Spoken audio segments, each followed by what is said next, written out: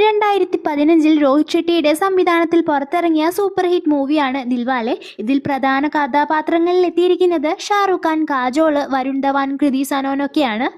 വീഡിയോയിലേക്ക് കടക്കുന്നതിന് മുമ്പ് ആദ്യമായി ചാനൽ കാണുന്നവരാണെങ്കിൽ വീഡിയോ ഇഷ്ടപ്പെട്ടെങ്കിൽ സബ്സ്ക്രൈബ് ചെയ്ത് സപ്പോർട്ട് ചെയ്യുക. അപ്പോൾ നമുക്ക് എന്തായാലും വീഡിയോയിലേക്ക് കടക്കാം. ഇത് തുടങ്ങുന്നത് നായകനായ രാജിനെ കാണിച്ചുകൊണ്ടാണ്. ആൾ ഗോവയിൽ ഒരു കാർ ഗാരേജ് സ്വന്തമായിട്ട് നടത്തുന്നുണ്ട്. അപ്പോൾ അങ്ങനെ ആളുടെ ഫ്രണ്ട്സിൻ്റെ അടുത്തേക്ക് വന്നിട്ട് 15 വർഷം മുന്നേയുള്ള കാര്യം ഇതുവരെ എൻ്റെ മനസ്സിൽ നിന്ന് പോയിട്ടില്ല, അത് എന്നെ പിന്നെയും വേട്ടയാടിക്കൊണ്ടിരിക്കുകയാണെന്നൊക്കെ പറയുന്നുണ്ട്. അപ്പോൾ 15 വർഷത്തിന് മുമ്പ് ആളുടെ ലൈഫിൽ എന്തോ ഒരു കാര്യം സംഭവിച്ചിട്ടുണ്ടെന്ന് അവരുടെ സംസാരത്തിലൂടെ നമുക്ക് മനസ്സിലാക്കാം. അങ്ങനെ ആൾക്കാണെങ്കിൽ ആളുടെ സഹോദരനോട് അടങ്ങാത്ത ഇഷ്ടമൊക്കെയാണുള്ളത്. സഹോദരന് വേണ്ടിയിട്ടാണ് ആൾ ജീവിക്കുന്നതെന്നൊക്കെ അവൻ പറയുന്നുണ്ട്. അങ്ങനെ പിന്നെ കാണിക്കുന്നത് ആ സഹോദരനായിട്ടുള്ള വീറിനെയാണ്. വീറും അവൻ്റെ ഫ്രണ്ടായ സിദ്ധുവും കൂടിയിട്ട് അവരുടെ വർക്ക്ഷോപ്പിൽ തന്നെ മോഡിഫൈ ചെയ്ത കാറ് കസ്റ്റമറിനെ ഏൽപ്പിക്കാൻ വേണ്ടി പോയിക്കൊണ്ടിരിക്കുമായിരിക്കും. അപ്പോൾ വഴിയിൽ വെച്ചിട്ട് ഒരു പെൺകുട്ടി ലിഫ്റ്റ് ചോദിക്കുകയാണ്. അപ്പോൾ പെൺകുട്ടിയെ കണ്ടതും വീറിന് ഒരു ക്രഷൊക്കെ അടിക്കുന്നുണ്ട്. അപ്പോൾ അങ്ങനെ അവിടെ സിദ്ധുവിനെ ഇറക്കി വിട്ടിട്ട് ആ പെൺകുട്ടിയുടെ അടുത്തേക്ക് വീറ് പോയിട്ട് ഞാൻ എന്തെങ്കിലും ഹെൽപ്പ് ചെയ്യണോ എന്ന് ചോദിക്കുമ്പോൾ അവൾ എൻ്റെ സ്കൂട്ടി ഇവിടെ ബ്രേക്ക് ഡൗൺ ആയി, അതുകൊണ്ട് എന്നെ ഒന്ന് മുനിസിപ്പൽ ഓഫീസ് വരെ കൊണ്ടാക്കാൻ വേണ്ടിയിട്ട് നിങ്ങൾക്ക് പറ്റുമോ, എന്നെ ഒന്ന് സഹായിക്കണം, പെട്ടെന്ന് തന്നെ എനിക്ക് അവിടെ എത്തിയേ പറ്റൂ എന്നൊക്കെ പറഞ്ഞിട്ട് അവനോട് ഹെൽപ്പ് ചോദിക്കുകയാണ്. അപ്പോൾ വീർ അത് കേട്ടതും ലോട്ടറി അടിച്ച മാതിരി അതിനെന്താ ഞാൻ കൊണ്ടാക്കി തരാമല്ലോ എന്ന് പറഞ്ഞിട്ട് അവളുമായിട്ട് പോവുകയാണ്. പക്ഷെ പോകുന്ന വഴിക്ക് ട്രാഫിക് ബ്ലോക്ക് ആയിട്ട് അവൻ വേറെ ഒരു ചെറിയ വഴിയിലൂടെ വണ്ടി വളരെ സ്പീഡിൽ ഓടിക്കുകയാണ്. അപ്പോൾ അങ്ങനെ അവിടെയുള്ള കടകളിലെല്ലാം വണ്ടി ഇടിച്ച് തെറിപ്പിച്ചിട്ട് ആ വണ്ടി ആകെ ഡാമേജ് ആവുന്നുണ്ട്. അപ്പോൾ അങ്ങനെ എങ്ങനെയൊക്കെയോ സമയത്തിന് മുനിസിപ്പൽ ഓഫീസിലേക്ക് അവളെ അവൻ എത്തിക്കുന്നുണ്ട്. അപ്പോൾ അവൾ അവനോട് എൻ്റെ പേര് ഇഷിത എന്നാണ്, വളരെ നന്ദിയുണ്ട് നിങ്ങൾ എനിക്ക് വേണ്ടിയിട്ട് ഇത്രയും വലിയ സഹായം ചെയ്തതിലെന്ന് പറഞ്ഞിട്ട് അവൾ അവിടെ നിന്ന് പോവുകയാണ്. അപ്പോഴാണ് നമ്മുടെ രാജ് വീറിനെ കോൾ ചെയ്യുന്നത്. ഇപ്പോൾ ആ കസ്റ്റമർ എനിക്ക് വിളിച്ചിട്ടുണ്ടായിരുന്നല്ലോ, നീ ഇതുവരെ ആ കാർ എത്തിച്ചില്ലേ എന്ന് വീറിനോട് രാജ് ചോദിക്കുമ്പോഴായിരിക്കും വീർ ആ കാറിൻ്റെ മുകളിലേക്ക് നോക്കുക. അതാകെ ഡാമേജൊക്കെ ആയിട്ടുണ്ടാവും. അപ്പോൾ ആകെ ഞാൻ പെട്ടല്ലോ എന്ന എക്സ്പ്രഷൻ ഇട്ടിട്ട് അവനവിടെ ആകെ പെട്ടിട്ട് നിൽക്കുന്നുണ്ട്. അതിനുശേഷം പിന്നെ കാണിക്കുന്നത് രാജിനെയും വീറിനെയും തന്നെയാണ്. അപ്പോൾ രാജ് വീറിനോട് കാറിൻ്റെ അവസ്ഥ എങ്ങനെയാണ് ഇതുപോലെ ആയതെന്ന് ചോദിക്കുമ്പോൾ അതൊരു പാവപ്പെട്ട പെൺകുട്ടിയെ സഹായിച്ചതാണ്, ഏട്ടനല്ലേ എല്ലാവരെയും എന്നോട് സഹായിക്കാൻ പറഞ്ഞത് പഠിപ്പിച്ച് തന്നിട്ടുള്ളത്, അപ്പോൾ അതുകൊണ്ടാണ് ഞാൻ ആ പെൺകുട്ടിയെ സഹായിച്ചത് എന്ന് പറയാണ്. അപ്പോൾ രാജ് അല്ലെങ്കിൽ പെൺകുട്ടികളുടെ കാര്യം വന്നാലേ വണ്ടി നശിപ്പിച്ചിട്ടാണെങ്കിലും നീ സഹായിക്കാൻ പോകുമല്ലോ എന്ന് പറഞ്ഞിട്ട് അവനെ കളിയാക്കുകയാണ്. ആ സീൻ കട്ടായിട്ട് പിന്നെ കാണിക്കുന്നത് വീര് രാത്രി ആ ഡാമേജായ കാറ് റിപ്പയർ ചെയ്തുകൊണ്ടിരിക്കുന്നതാണ്. അപ്പോഴാവും ഇഷിത അവളുടെ ആ നാശായ സ്കൂട്ടിയായിട്ട് അങ്ങോട്ട് വരിക. അപ്പോൾ അവളെ കണ്ടതും അവൻ നീ എന്താ ഇവിടെ, ഇത് ശരിയാക്കാൻ വന്നതാണോ, ഞാനിതിൽ പ്രൊഫഷണൽ ആണെന്ന് പറഞ്ഞിട്ട് അത് സ്റ്റാർട്ട് ചെയ്യാൻ വേണ്ടിയിട്ട് നോക്കുന്നുണ്ട്. അപ്പോൾ ഇഷിത നീ മെക്കാനിക്കാണോ എന്ന് ചോദിക്കുമ്പോൾ അല്ല ഞാൻ ഈ വർക്ക്ഷോപ്പിൻ്റെ ഓണറാണ്, നീ കാരണമാണ് എനിക്കിപ്പോൾ ഇങ്ങനെ നിൽക്കേണ്ടി വന്നതെന്ന് അവൻ പറയുന്നുണ്ട്. അങ്ങനെ രാജ അങ്ങോട്ട് വന്നിട്ട് ഇവർ രണ്ടുപേരും സംസാരിക്കുന്നതെല്ലാം കേൾക്കുകയാണ്. വീറാണെങ്കിൽ ഇഷിതയുടെ സിമ്പതി പിടിച്ചു പറ്റാൻ വേണ്ടിയിട്ട് നിന്നെ കൊണ്ടാക്കിയതുകൊണ്ടാണ് ആ കാറിന് ഈ ഗതി വന്നത്, ഇത് കണ്ട് എൻ്റെ ഏട്ടൻ എന്നെ എല്ലാവരുടെയും മുന്നിൽ വെച്ചിട്ട് 10 അടിയൊക്കെ അടിച്ചു, ഇപ്പോഴും നല്ല വേദനയൊക്കെ ഉണ്ട്, മാത്രമല്ല എനിക്ക് ചെറുപ്പത്തിൽ പഠിക്കാൻ നല്ല ഇഷ്ടമായിരുന്നു, പക്ഷേ എൻ്റെ ഏട്ടൻ എന്നെ പഠിക്കാൻ വേണ്ടി വെച്ച പൈസ എല്ലാം എടുത്തിട്ട് ഏട്ടൻ്റെ കാമുകിക്ക് എടുത്ത് കൊടുത്തു എന്നൊക്കെ പറയുന്നുണ്ട്. നന്നായിട്ട് തള്ളി മറിക്കുകയാണ്. അപ്പോൾ ഇതൊക്കെ കേട്ടിട്ട് രാജാണെങ്കിൽ ഞാനോ എപ്പോ എന്നുള്ള ആ എക്സ്പ്രഷൻ ഇട്ടിട്ട് വീറിനെ നോക്കുകയാണ്. അപ്പോഴാണ് വീറും രാജ അവിടെ നിൽക്കുന്നത് കാണുക. അപ്പോൾ ഇഷിത രാജയുടെ അടുത്ത് വന്ന് ഇതാണല്ലേ നീ പറഞ്ഞ നിൻ്റെ ചേട്ടൻ, എന്ത് മനുഷ്യനാടോ നിങ്ങളെന്ന് പറഞ്ഞിട്ട് രാജിനെ വഴക്ക് പറയുകയാണ്. അപ്പോൾ വീറാണെങ്കിൽ രാജിനോട് ആക്ഷൻസിലൂടെ ഐ ലവ് യു എന്നൊക്കെ പറയുമ്പോൾ രാജ് ചിരിക്കുന്നുണ്ട്. എന്നിട്ട് രാജ് ഇഷിതയോട് ഞാൻ ഇവനോട് മാപ്പ് പറഞ്ഞോളാം എന്ന് പറഞ്ഞിട്ട് അവളെ എങ്ങനെയൊക്കെയോ അവിടെ നിന്ന് പറഞ്ഞയക്കുകയാണ്. എന്നിട്ട് വീറിനോട് ഫുഡ് കഴിക്കാൻ വേണ്ടി വരാൻ വേണ്ടി പറയുമ്പോൾ വേണ്ട ചേട്ടാ, ഞാൻ ആ വണ്ടി ശരിയാവുന്നത് വരെ ഒരു തുള്ളി വെള്ളം പോലും കുടിക്കില്ല എന്ന് ശപഥം ചെയ്തിട്ടുണ്ടെന്ന് പറയുകയാണ്.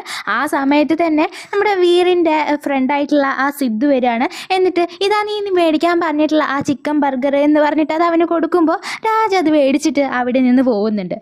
അങ്ങനെ സിദ്ധു കൊടുത്ത കോഫിയും കുടിച്ചിട്ട് വീർ ഇഷിതയെ തന്നെ ഓർത്ത് സ്വപ്നം കണ്ടുകൊണ്ടേ ഇരിക്കുകയാണ്. പിന്നീട് നമ്മൾ കാണുന്നത് രാവിലെ രാജു വന്ന് വെള്ളം കോരി ഒഴിച്ച് വീറിനെ എണീപ്പിക്കുന്നതാണ്. അപ്പോഴാണ് രാജു അവനോട് കാറിൻ്റെ സൗണ്ട് സിസ്റ്റം കളവ് പോയ കാര്യം പറയുക. കുറച്ച് ദിവസങ്ങളോളായിട്ട് ആ വർക്ക്ഷോപ്പിൽ നിന്ന് പല കാർ പാർട്സും കളവ് പോകുന്നുണ്ട്, ഇതാരാ ഇങ്ങനെ കട്ടുകൊണ്ട് പോകുന്നതെന്ന് വീർ പറയുകയാണ്. അപ്പോൾ സിദ്ധു ആവും ആ സൗണ്ട് സിസ്റ്റം ഒക്കെ കട്ടുകൊണ്ട് പോയിട്ട് വേറെ ഓസ്കാർ എന്ന പേരുള്ള ഒരാൾക്ക് വിറ്റിട്ടുണ്ടാവുക.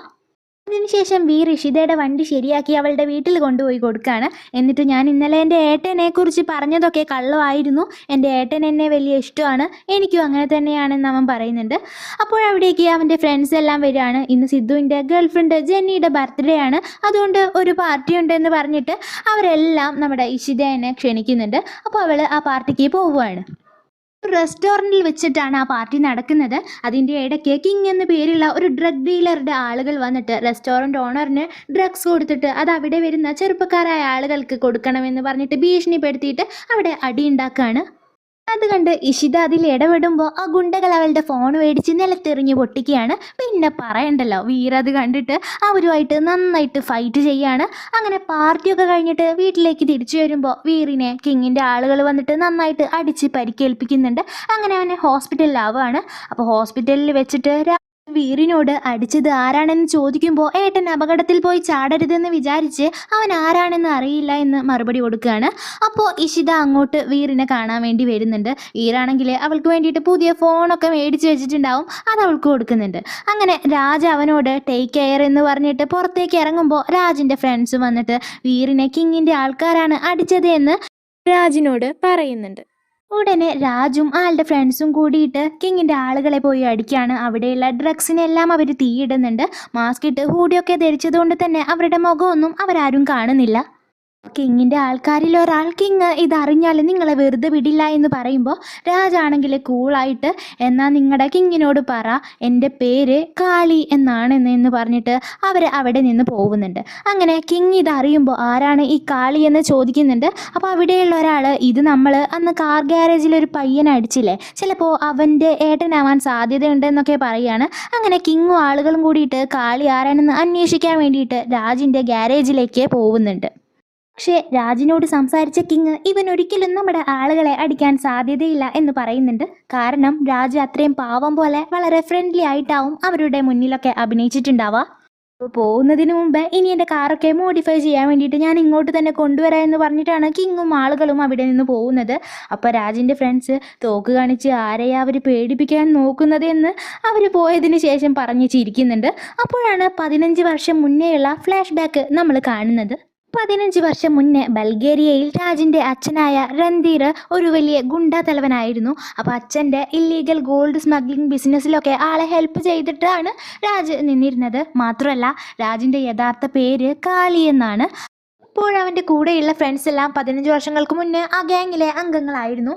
അങ്ങനെ ഒരു ഗോൾഡ് സ്മഗ്ലിംഗ് ഡീലിൽ അവരുടെ ഗ്യാങ്ങിനെ ഓപ്പോസിറ്റ് ഗ്യാങ് കാറിൽ ചേസ് ചെയ്തുകൊണ്ടിരിക്കുകയാണ്. കാളിയും ഗ്യാങ് വളരെ വേഗത്തിൽ പോകുമ്പോൾ റോഡ് ക്രോസ് ചെയ്തുകൊണ്ടിരുന്ന ഒരു പെണ്ണിനെ ഇടിക്കാൻ വേണ്ടി പോകുന്നുണ്ട്. അവളുടെ പേര് മീര എന്നാണ്. വീണതുകൊണ്ട് തന്നെ മീരയുടെ കാലിന് ചെറിയ ഇഞ്ചുറിയൊക്കെ ഉണ്ടാവുന്നുണ്ട്. അപ്പോൾ മീരയെ കണ്ടതും കാളിക്ക് അവളോട് ക്രഷൊക്കെ തോന്നിയിട്ട് അവളോട് പോയിട്ട് സോറിയൊക്കെ പറഞ്ഞ് അവിടെ നിന്ന് പോവുകയാണ്. പിന്നീട് ഒരു ദിവസം കാളി മീരയെ പുറത്തു വെച്ച് കാണുന്നുണ്ട്. അപ്പോൾ മീര അവനോട് അന്ന് നിങ്ങളുടെ പിന്നാലെ വന്നിരുന്ന ആളുകൾ ആരാണെന്നൊക്കെ ചോദിക്കുന്നുണ്ട്. അപ്പോൾ ഞാനിവിടുത്തെ ഡോണായ രൺധീർ ബക്ഷിയുടെ മകനാണെന്ന് അവൻ പറയുമ്പോൾ അവളാകെ പേടിക്കുന്നുണ്ട്.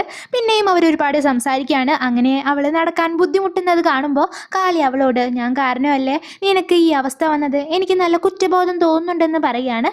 അപ്പോൾ മീര ആണെങ്കിൽ അങ്ങനെയാണെങ്കിൽ നീ ഒരു കാര്യം ചെയ്യേ, കുറ്റബോധം തോന്നുന്നുണ്ടെങ്കിൽ എൻ്റെ ഹോസ്പിറ്റൽ ബില്ല് ഫുള്ള് നിങ്ങൾ അടച്ചേക്കെന്ന് പറയുമ്പോൾ കാളി അവളോട് നമ്പർ തരാൻ വേണ്ടി പറയുന്നുണ്ട്. അപ്പോൾ ആദ്യം കുറച്ച് വെയിറ്റൊക്കെ ഇടുന്നുണ്ടെങ്കിലും പിന്നീട് അവൾ നമ്പറൊക്കെ കൊടുത്തിട്ട് അവിടെ നിന്ന് പോവുകയാണ്. ആ സീൻ കട്ടായിട്ട് പിന്നെ കാണിക്കുന്നത് കാളിയും അച്ഛനും കൂടെ വീറിനെ അവൻ നിന്ന് പഠിക്കുന്ന സ്ഥലത്തേക്ക് കാണാൻ കുറേ ഗിഫ്റ്റൊക്കെ ആയിട്ട് പോകുന്നതാണ്. അവരെ കണ്ടതും വീറിന് ഒരുപാട് സന്തോഷമാകുന്നുണ്ടെങ്കിലും ഇപ്രാവശ്യവും എന്നെ നിങ്ങളുടെ കൂടെ കൊണ്ടുപോയില്ലല്ലേ എന്ന് പറഞ്ഞിട്ട് അവൻ പിണങ്ങി മാറിയിരിക്കുമ്പോൾ കാളി അവൻ്റെ അടുത്തേക്ക് ചെന്നിട്ട് അവനെ ആശ്വസിപ്പിക്കുന്നുണ്ട്. വീറിന് അറിയില്ല അവൻ്റെ അച്ഛനും ഏട്ടനും അവിടുത്തെ വലിയ ഡോണാണെന്നുള്ള കാര്യം. പിന്നീട് അച്ഛനും കാളിയും സംസാരിക്കുകയാണ്. കാളി യഥാർത്ഥത്തിൽ അയാളുടെ മകനല്ല, തെരുവിൽ നിന്ന് ആരുമില്ലാതിരുന്ന കാളിയെ രൺധീർ എടുത്തു വളർത്തിയതാണ്. പിന്നീട് മീരയെ കാണിക്കുകയാണ്. മീര കാളിയോട് അവളെ കുറച്ച് ചെറുക്കന്മാർ ശല്യം ചെയ്യുന്നുണ്ട്, അവരെ ഒരു പാഠം പഠിപ്പിക്കണം എന്ന് പറഞ്ഞിട്ട് അവരുടെ അടുത്തേക്ക് അവനെ കൊണ്ടുപോവുകയാണ്. അപ്പോൾ കാളിയുടെ കയ്യിൽ തോക്ക് കണ്ടതും ആ ചെറുക്കന്മാർ പേടിച്ച് ഓടുന്നുണ്ട്. പിന്നെ മീരയും കാളിയും ഒരുപാട് സംസാരിച്ച് കൂടുതൽ അടുക്കാണ്. അവളെ ഡേറ്റിന് വേണ്ടി കാളി ക്ഷണിക്കുമ്പോൾ എനിക്ക് നാളെ കുറച്ച് പ്രോഗ്രാം ഉണ്ടെന്ന് അവൾ പറയുന്നുണ്ട്. അപ്പോൾ അവൻ എനിക്കാകെ 5 മിനിറ്റ് മാത്രമേ ആവശ്യമുള്ളൂ എന്ന് പറയുമ്പോൾ അവൾ ചിരിച്ചിട്ട് എന്നോക്കെ 5 മിനിറ്റ് മാത്രമേ ഞാൻ തരൂ എന്ന് പറയുന്നുണ്ട്. എന്നിട്ട് അവൾ പിറ്റേ ദിവസം വരികയാണ്.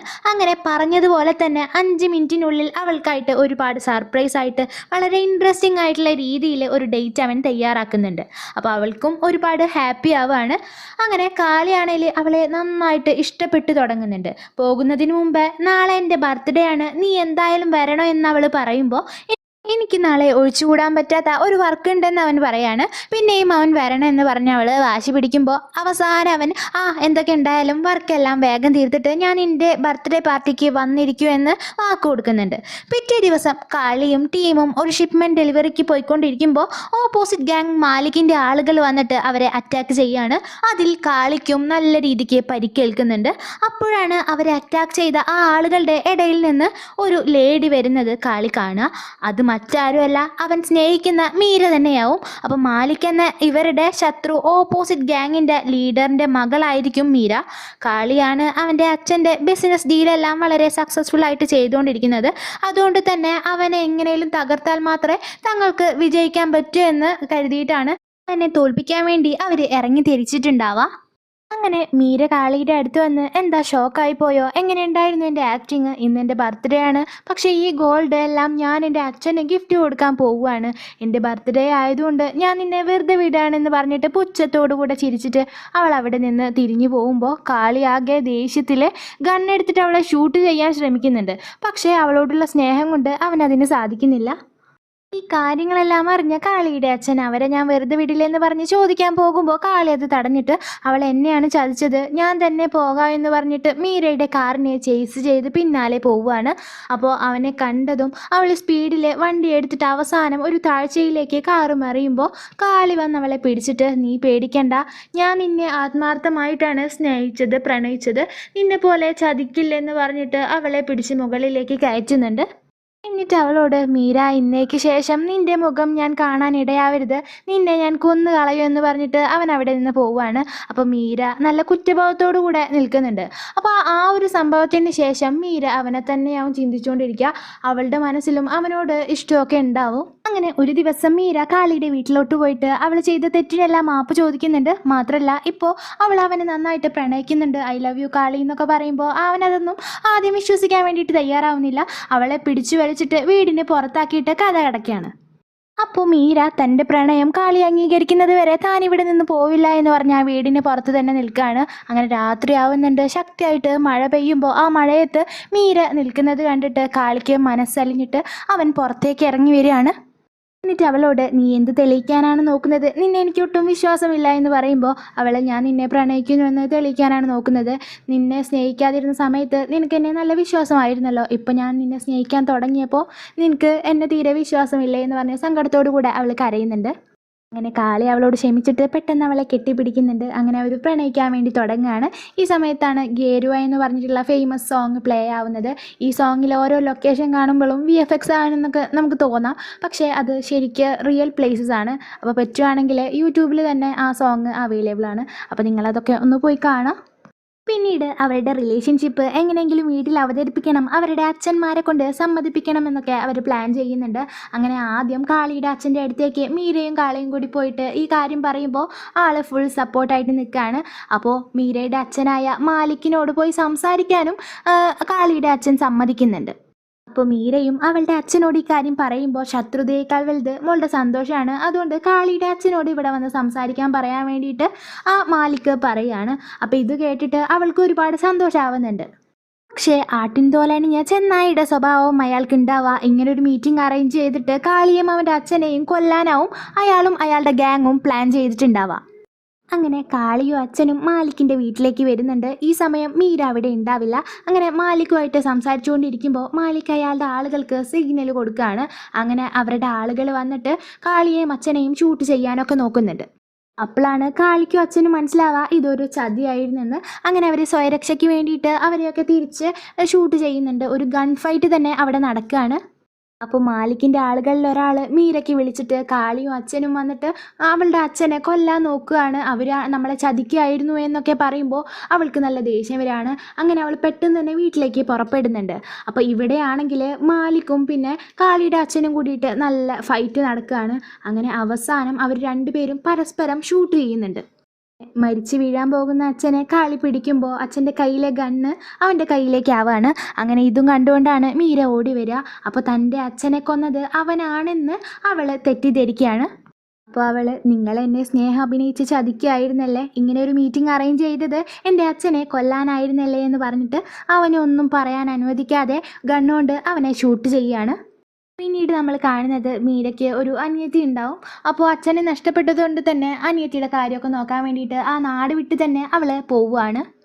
പിന്നെ കാളിയെ കാണിക്കുകയാണ്. അവൻ മരിച്ചിട്ടൊന്നും ഉണ്ടാവില്ല, അവൻ്റെ ആളുകൾ അവനെ രക്ഷിച്ചിട്ടുണ്ടാവും. ബോധം വന്നതും മീരയെക്കുറിച്ച് അവൻ ചോദിക്കുമ്പോൾ അവൻ്റെ ആളുകൾ അവൾ ഈ നാട് വിട്ട് തന്നെ പോയി എന്നുള്ള കാര്യമൊക്കെ പറഞ്ഞു കൊടുക്കുന്നുണ്ട്. അപ്പോൾ അവൻ ഇനി മുതൽ അവൻ്റെ സഹോദരനായ വീറിനെ നോക്കിയിട്ട് വേറെ ഒരു സാധാരണ ജീവിതം നയിക്കാൻ വേണ്ടിയിട്ട് തീരുമാനിക്കുന്നുണ്ട്. ഫ്ലാഷ് ബാക്ക് ഇവിടെ അവസാനിച്ച് പ്രസൻറ്റിലേക്ക് വരികയാണ്. വീർ ഇഷിതയോട് ചെന്ന് ഐ ലവ് യു എന്ന് പറഞ്ഞിട്ട് അവളെ പ്രപ്പോസ് ചെയ്യുമ്പോൾ അവൾക്കും അവനെ ഇഷ്ടമാണെന്ന് അവൾ പറയുകയാണ്. അപ്പോൾ അവർ ഈ കാര്യം കാളിയോട് വന്ന് അവതരിപ്പിക്കുമ്പോൾ അവന് ഒരുപാട് സന്തോഷമാവുകയാണ്. അപ്പോൾ ഇഷിതയ്ക്ക് ആകെ ഒരു ചേച്ചി മാത്രമേ ഉള്ളൂ. അപ്പോൾ ആ ചേച്ചിയോടുകൂടെ ഈ ഒരു കാര്യം സംസാരിക്കണമെന്ന് കാളിയോട് വീർ പറയാണ്. അപ്പോൾ കാളി അവളുടെ ചേച്ചിനെ മീറ്റ് ചെയ്യാൻ വേണ്ടിയിട്ട് പോകുന്നുണ്ട്. അങ്ങനെ വീട്ടിലേക്ക് ചെന്നിട്ട് ഇഷിതയുടെ ചേച്ചീനെ കണ്ടതും കാളി ആകെ ഷോക്കാവുന്നുണ്ട്. കാരണം അത് വേറെ ആരും ആവില്ല, മീര തന്നെയാവും. അവനെ കണ്ട് അവൾ ആദ്യം ഞെട്ടുന്നുണ്ടെങ്കിലും പിന്നീട് ദേഷ്യത്തോടു കൂടെ അവൻ്റെ അടുത്തേക്ക് വന്നിട്ട്, നീ ആയിരുന്നല്ലേ അപ്പോൾ വീറിൻ്റെ ഏട്ടൻ, ഈ ബന്ധം എന്തായാലും അപ്പോൾ നടക്കാൻ പോകുന്നില്ല, എൻ്റെ സഹോദരിയെ നിൻ്റെ വീട്ടിലേക്ക് ഞാൻ അയക്കുകയില്ല, നീയാണ് എൻ്റെ അച്ഛനെ കൊന്നത് എന്ന് പറഞ്ഞിട്ട് അവനെ ഒന്നും പറയാൻ അനുവദിക്കാതെ അവൾ തന്നെ അവനങ്ങനെ വഴക്ക് പറഞ്ഞുകൊണ്ടേയിരിക്കുകയാണ്. അങ്ങനെ അവസാനം അവൻ അവിടെ നിന്ന് പോകുന്നുണ്ട്. അപ്പോൾ അങ്ങനെ കാളി വീട്ടിലെത്തിയിട്ട് ഈ ബന്ധം നടക്കില്ല എന്ന് വീറിനോട് പറയുന്നുണ്ട്. അതുപോലെ തന്നെ ഇഷിതയോട് മീരയും ഈ ബന്ധം നടക്കില്ല, നീ അവനെ മറക്കണമെന്നൊക്കെ പറയാണ്. അപ്പോൾ വീറാണെങ്കിൽ ഇവർ കാണുന്നത് വരെ ഒരു പ്രശ്നം ഉണ്ടായിരുന്നില്ലല്ലോ, ഇവർ മീറ്റ് ചെയ്തതിന് ശേഷമാണ് കല്യാണം നടക്കില്ല എന്നൊക്കെ പറയുന്നത്. ഇവർ തമ്മിൽ എന്തോ ബന്ധമുണ്ട് എന്ന് പറഞ്ഞ് കാളിയുടെ ഫ്രണ്ട്സിൻ്റെ അടുത്തേക്ക് പോയിട്ട് എന്താ ഇവർ തമ്മിൽ ബന്ധം എന്നൊക്കെ ചോദിക്കുകയാണ്. അപ്പോൾ ഇവർ തമ്മിൽ ആദ്യം പ്രണയമായിരുന്നു എന്നൊക്കെ പറഞ്ഞിട്ട് വേറെ ഒരു സ്റ്റോറി ഉണ്ടാക്കിയിട്ടാണ് കാളിയുടെ ഫ്രണ്ട്സ് അവന് പറഞ്ഞു കൊടുക്കുന്നത്. പിന്നീട് ഒരു കള്ളൻ നേരത്തെ നമ്മൾ കണ്ട ഡ്രഗ് ഡീലറായിട്ടുള്ള കിങ്ങിൻ്റെ കാർ മോഷ്ടിച്ചുകൊണ്ട് വന്നിട്ട് വീറിൻ്റെ വർക്ക്ഷോപ്പിൽ കൊണ്ടുവരാണ്. എന്നിട്ട് അത് മോഡിഫൈ ചെയ്തിട്ട് കൊടുക്കാൻ വേണ്ടി പറയാണ്. അപ്പോൾ ഇത് കണ്ടതും വീറിന് അത് കിങ്ങിൻ്റെ കാറാണെന്ന് മനസ്സിലാവുന്നുണ്ട്. വീർ ആ കള്ളനോട്, എന്നാൽ ഞാനിത് മോഡിഫൈ ചെയ്ത് തരാം, പക്ഷെ നീ എനിക്ക് ഒരു ഉപകാരം ചെയ്യണം, നീ ഒരു ഗുണ്ടയുടെ ലുക്കിലേക്ക് മാറിയിട്ട് വഴിയിൽ വെച്ച് മീരയെ തടയണം, മീരയെ തടഞ്ഞിട്ട് അവളെ ആക്രമിക്കാൻ വേണ്ടി നോക്കണം എന്നൊക്കെ പറയാണ്. അപ്പോൾ ആക്രമിക്കാൻ വേണ്ടി നോക്കുന്ന ആ സമയത്ത് എൻ്റെ ഏട്ടൻ വന്നിട്ട് വേണം മീരയെ രക്ഷപ്പെടുത്താൻ എന്നൊക്കെ പറഞ്ഞിട്ട് അവരൊരു പ്ലാൻ തന്നെ ചെയ്യുന്നുണ്ട്. അങ്ങനെ ആ കള്ളൻ ഒരു ഗുണ്ട ലുക്കിലേക്ക് മാറിയിട്ട് മീരയുടെ കാർ വഴിയിൽ വെച്ച് തടഞ്ഞു വെക്കുന്നുണ്ട്. അങ്ങനെ അവളുടെ കയ്യിൽ നിന്ന് ഒരുപാട് അടിയൊക്കെ മേടിച്ചിട്ടാണ് ആള് തിരിച്ചു വരുന്നത്. അങ്ങനെ അവരുടെ പ്ലാന് ഫ്ലോപ്പ് ആവാണ്. പിന്നെയും കാളിയെയും മീരയും ഒന്നിപ്പിക്കാനും അവരുടെ പിണക്കം മാറ്റാനൊക്കെ ഒരുപാട് പ്ലാനൊക്കെ ഇഷിതയും വീറും കൂടെ ചെയ്യുന്നുണ്ടെങ്കിലും അതൊന്നും നടക്കുന്നില്ല. പിന്നെ ആ കിങ്ങിൻ്റെ കാറ് വേറൊരു കാറിൻ്റെ രൂപത്തിലേക്ക് മോഡിഫൈ ചെയ്തിട്ട് വീറ് ആ കള്ളന് കൊടുക്കുന്നുണ്ട്. അപ്പോൾ ആ കള്ളൻ അത് കൊണ്ടുപോയിട്ട് ഓസ്കാർ എന്ന പേരുള്ള ആ ഒരു കട്ടുകൊണ്ട് വന്ന സാധനങ്ങളൊക്കെ വളരെ തുച്ഛ വിലയിൽ വാങ്ങിയിട്ട് മാർക്കറ്റ് വിലയിൽ കൊടുക്കുന്ന അയാളുടെ കയ്യിൽ കൊണ്ടുപോയി കൊടുക്കുകയാണ്. അതിനുശേഷം ഞാൻ വീറിനോടൊപ്പം അല്ലാതെ വേറെ ഒരാളോടൊപ്പം ജീവിക്കില്ല എന്ന് ഇഷിത പറയുമ്പോൾ അവൾക്ക് എത്രമാത്രം വീറിനെ ഇഷ്ടമാണെന്ന് മീര മനസ്സിലാക്കുകയാണ്. എന്നിട്ട് വീറിനെ വിളിച്ചു വരുത്തിയിട്ട് നിങ്ങളുടെ കല്യാണത്തിന് ഞാൻ സമ്മതിക്കാം, പക്ഷേ ഒരു കണ്ടീഷൻ ഉണ്ട്, നീ നിൻ്റെ ഏട്ടനെ ഉപേക്ഷിക്കണമെന്ന് പറയുന്നുണ്ട്. ഇത് കേട്ട് ഇഷിതയും വീറും ഷോക്കാവുന്നുണ്ട്. അപ്പോൾ നിങ്ങൾ എന്താ പറയുന്നത്? ആളെൻ്റെ ഏട്ടൻ മാത്രമല്ല, എൻ്റെ അച്ഛനും അമ്മയും ഫ്രണ്ടും ഒക്കെ എൻ്റെ ഏട്ടനാണ്. ആൾ ഇത്ര കാലം എൻ്റെ സന്തോഷത്തിന് വേണ്ടിയിട്ടാണ് ജീവിച്ചത്. ആളെ പിരിഞ്ഞാൽ മാത്രമേ എനിക്കൊരു ജീവിതം കിട്ടുമെങ്കിൽ അങ്ങനെയുള്ള ഒരു ലൈഫ് എനിക്ക് വേണ്ട എന്ന് പറഞ്ഞിട്ട് അവൻ പോകാൻ നിൽക്കുമ്പോൾ മീര അവനോട്, അയാൾ നിൻ്റെ യഥാർത്ഥ ഏട്ടനൊന്നുമല്ല, നിൻ്റെ അച്ഛൻ്റെ വളർത്തുമകൻ മാത്രമാണ്. തെരുവിൽ കിടന്ന അവനെ നിൻ്റെ അച്ഛൻ ദത്തെടുത്ത് വളർത്തിയതാണെന്ന് പറയുന്നുണ്ട്. അപ്പോൾ വീറാണെങ്കിൽ എന്തൊക്കെയാണ് നിങ്ങൾ പറയണതെന്നൊക്കെ ചോദിക്കുന്നുണ്ട്. അപ്പോൾ വിശ്വാസം ഇല്ലെങ്കിൽ നിൻ്റെ ഏട്ടനോട് തന്നെ ചോദിച്ചു നോക്കുക എന്ന് മീര പറയുമ്പോൾ കേട്ടതൊന്നും വിശ്വസിക്കാനാവാതെ കരഞ്ഞിട്ട് അവൻ കാളിയുടെ അടുത്ത് പോയിട്ട് നിങ്ങളെൻ്റെ ഏട്ടനല്ല എന്ന് മീര പറഞ്ഞു എന്ന് പറയുന്നുണ്ട്. അപ്പോൾ കാളി അതെ ശരിയാണ്, നീ എൻ്റെ രക്തത്തിൽ പിറന്ന എൻ്റെ സഹോദരനല്ല, പക്ഷേ നിന്നെ എൻ്റെ സ്വന്തം സഹോദരനായാണ് ഇത്ര കാലം കണ്ടതെന്നൊക്കെ അവൻ പറയുന്നുണ്ട്. അപ്പോൾ ഇത് കേട്ടിട്ട് രണ്ടുപേരും നല്ല ഇമോഷണൽ ആവുന്നുണ്ട്. ഇഷിതയെ കല്യാണം കഴിക്കണമെങ്കിൽ ഏട്ടനെ ഞാൻ ഉപേക്ഷിക്കണോ എന്ന് പറഞ്ഞു ഏട്ടാ. ഏട്ടനെ എനിക്ക് ഉപേക്ഷിക്കാൻ പറ്റില്ല, അതുകൊണ്ട് ഞാൻ ഇഷിതയെ ഉപേക്ഷിച്ചു പോന്നു എന്ന് വീർ പറയുമ്പോൾ കാളി വീറിന് തന്നെ ഇത്രത്തോളം ഇഷ്ടമുണ്ടല്ലോ എന്ന് ഓർത്തിട്ട് അവനെ കെട്ടിപ്പിടിക്കുന്നുണ്ട്. അതിനുശേഷം കാളി നല്ല ദേഷ്യത്തിൽ മീരയുടെ അടുത്ത് പോയി നീ എന്തിനാ ഇങ്ങനെയൊക്കെ ചെയ്യുന്നത്, നിനക്ക് എന്താ വേണ്ടത്, ഞാനൊന്നുമല്ല നിൻ്റെ അച്ഛനെ കൊന്നത്, നിൻ്റെ അച്ഛനാണ് ഞങ്ങളെ വിളിച്ചു വരുത്തി ചതിച്ചത്, എൻ്റെ വീറിനെ തൊട്ട് ഞാൻ സത്യം ചെയ്യാം, ഇനി വിശ്വാസം ഇല്ലെങ്കിൽ നീ എന്നെ ഷൂട്ട് ചെയ്തോളൂ എന്ന് പറഞ്ഞിട്ട് അവളുടെ കയ്യിൽ ഗണ്ണ് കൊടുത്തിട്ട് അവൻ്റെ നെഞ്ചിൽ തന്നെ അവൻ വെക്കുകയാണ്. മീരാണെങ്കിൽ കാളി ഇത്ര ഉറപ്പോടെ പറയുന്നുണ്ടെങ്കിൽ ഇത് സത്യമായിരിക്കുമോ എന്ന് ചിന്തിച്ചിട്ട് അവനെ ഷൂട്ട് ചെയ്യാതെ ഗണ്ണ് താഴെ ഇടുന്നുണ്ട്. പിന്നീട് 15 വർഷത്തിന് മുന്നേ അവളുടെ അച്ഛൻ്റെ ഗ്യാങ്ങിൽ ഉണ്ടായിരുന്ന ഒരാളെ അവൾ വിളിച്ചു വരുത്തിയിട്ട് അന്ന് യാഥാർത്ഥ്യത്തിൽ എന്താണ് സംഭവിച്ചത് എന്ന് ചോദിക്കുമ്പോൾ സത്യങ്ങളെല്ലാം അയാൾ പറയാണ്. കാളി നിൻ്റെ അച്ഛനെ കൊന്നിട്ടില്ല, നിൻ്റെ അച്ഛനാണ് അവരെ വിളിച്ചു വരുത്തി കൊല്ലാൻ പ്ലാൻ ചെയ്തത്, നിൻ്റെ അച്ഛൻ ഒരു ദ്രോഹിയാണെന്ന് നീ അറിയരുതെന്ന് കരുതിയാണ് ഞാൻ ഇത് മറച്ചു വെച്ചതെന്ന് അയാൾ പറയുമ്പോൾ കാളിയെ ഇത്ര കാലം തെറ്റിദ്ധരിച്ചതിൽ സങ്കടം തോന്നിയിട്ട് അവൾ പൊട്ടിക്കരയുന്നുണ്ട്. ആ സീൻ കട്ടായിട്ട് പിന്നെ മീര ഇഷിതയുമായി വീറിൻ്റെ വീട്ടിലേക്ക് ചെന്നിട്ട് അവരുടെ കല്യാണത്തിന് സമ്മതം കൊടുക്കുന്നുണ്ട്. ഇത് കേട്ട് കാളിക്കും വീറിനും ഒരുപാട് സന്തോഷമാവാണ്. അപ്പോൾ ശരി ഏതാണെന്ന് പോലും അറിയാതെ നിനക്ക് പറയാനുള്ളത് പോലും കേൾക്കാതെ തെറ്റിദ്ധരിച്ചതിൽ സോറി എന്നൊക്കെ മീര കാളിയോട് പറയുന്നുണ്ട്. എന്നിട്ട് ക്ഷമ ചോദിക്കുകയാണ്. അങ്ങനെ നീണ്ട 15 വർഷങ്ങൾക്ക് ശേഷം അവർ പിന്നെയും പ്രണയിക്കാൻ തുടങ്ങുന്നുണ്ട്. അതിനുശേഷം വീറിൻ്റെ ഫ്രണ്ട് സിദ്ധുവിൻ്റെ മാരേജ് ഫംഗ്ഷൻ നടക്കുമ്പോൾ കിങ്ങും ആളുകളും അങ്ങോട്ട് വരുന്നുണ്ട്. അവിടെ അന്ന് ആ കള്ളൻ മോഡിഫൈ ചെയ്ത് വിറ്റ ആ കാറ് കിടക്കുന്നുണ്ടാവും. അത് കണ്ടതും അത് തൻ്റെ കാറാണെന്ന് കിങ് മനസ്സിലാക്കിയിട്ട് ഓസ്കാറിനെയും ആ കള്ളനെയും കിങ്ങിൻ്റെ ആളുകളെ പിടിക്കുന്നുണ്ട്. അപ്പോൾ ആ കാറിൽ ഉണ്ടായിരുന്ന ഡ്രഗ്സ് എവിടെ പോയി എന്ന് കിങ് ചോദിക്കുമ്പോൾ അത് വീറാണ് എടുത്ത് കത്തിച്ചത് എന്ന് അറിഞ്ഞിട്ട് കിങ്ങിൻ്റെ ആളുകൾ വീറിനെ നന്നായിട്ട് അടിക്കുകയാണ്. ഇത് കണ്ട് ദേഷ്യം വന്നിട്ട് കാളി അവരോട് ഫൈറ്റ് ചെയ്യുന്നുണ്ട്. അപ്പോൾ ഇതിനിടയിൽ കിങ് കാളിയെ ഷൂട്ട് ചെയ്യുന്നത് കണ്ടിട്ട് മീര അവനെ തള്ളി മാറ്റുമ്പോൾ ആ ഷോട്ട് കൊള്ളുന്നത് അവൾക്കാണ്. പിന്നീട് ഹോസ്പിറ്റലിലാണ് കാണിക്കുന്നത്. മീരയ്ക്ക് ഇപ്പോൾ കുഴപ്പമൊന്നുമില്ല, അവൾ റിക്കവർ ആയിട്ടുണ്ട്. അപ്പോൾ അവിടെ വീറും ഇഷിതയും മീരയോട് അടുത്ത് വന്നിട്ട് സംസാരിക്കുന്നുണ്ട്. നിങ്ങളുടെ സ്റ്റോറിയെല്ലാം ഞങ്ങൾ അറിഞ്ഞു, ഏട്ടനാണ് ഇട്ടേച്ച് പോയതെന്നൊക്കെ എനിക്കറിയാം എന്നൊക്കെ വീറ് പറയുന്നുണ്ട്. അപ്പോൾ കാളിയുടെ ഫ്രണ്ട്സ് ഒരു നുണക്കഥയാവും പറഞ്ഞിട്ടുണ്ടാവുക. അവർ മുന്നേ ഉണ്ടായിരുന്ന ശത്രുതയെ പറ്റിയോ അതോ കാളിയും അച്ഛനൊരു ഡോണായിരുന്ന കാര്യമോ ഒന്നും വീറിനൊന്നും അറിയില്ല. അപ്പോൾ വീറിൻ്റെ ഇഷിതേൻ്റെയും സംസാരം കേട്ടിട്ട് മീരയും കാളയും ചിരി കടിച്ചു പിടിച്ചിട്ടാവും നിൽക്കുന്നുണ്ടാവുക. അങ്ങനെ അവർ രണ്ടുപേരും അവിടെ നിന്ന് പോയതിന് ശേഷം മീര കാളിയോട് നിന്നെപ്പറ്റി മോശമായി എന്തിനാ അവരോടൊക്കെ പറഞ്ഞതെന്നൊക്കെ ചോദിക്കുമ്പോൾ വലിയ വലിയ രാജ്യങ്ങളിൽ ഇങ്ങനെ ചെറിയ ചെറിയ കാര്യങ്ങൾ നടന്നുകൊണ്ടേയിരിക്കും സെന്യോറീറ്റ എന്ന് പറയുന്നുണ്ട്. ഇത് ഇവരുടെ തന്നെ മൂവിയായ DDLJയിലെ ഫേമസ് ആയിട്ടുള്ള ഡയലോഗാണ്. അപ്പോൾ അത് കണ്ടവർക്ക് മനസ്സിലാവും. അപ്പോൾ ഇവിടെ വെച്ച് നല്ലൊരു ഹാപ്പി എൻഡിങ്ങോട് കൂടിയാണ് ഈ ഫിലിം അവസാനിക്കുന്നത്. അപ്പോൾ ഇവരുടെ തന്നെ ഓൾ ടൈം ബ്ലോക്ക് ബസ്റ്റർ മൂവിയായ DDLJ ഓൾറെഡി ഈ ചാനലിൽ അപ്ലോഡ് ചെയ്തിട്ടുണ്ട്. അപ്പോൾ അത് കാണാത്തവരുണ്ടെങ്കിൽ കാണാം, താഴെ കമൻറ്റ് ബോക്സിൽ ലിങ്ക് കൊടുത്തേക്കാം. അതുപോലെ ഈ ഫിലിമിനെ പറ്റിയുള്ള അഭിപ്രായങ്ങൾ നിങ്ങൾ കമൻറ്റ് ചെയ്തിട്ട് പറയാം. വീഡിയോ ഇഷ്ടപ്പെട്ടെങ്കിൽ ലൈക്ക് ചെയ്യുക. അപ്പോൾ അടുത്ത വീഡിയോ ആയിട്ട് വീണ്ടും കാണാം.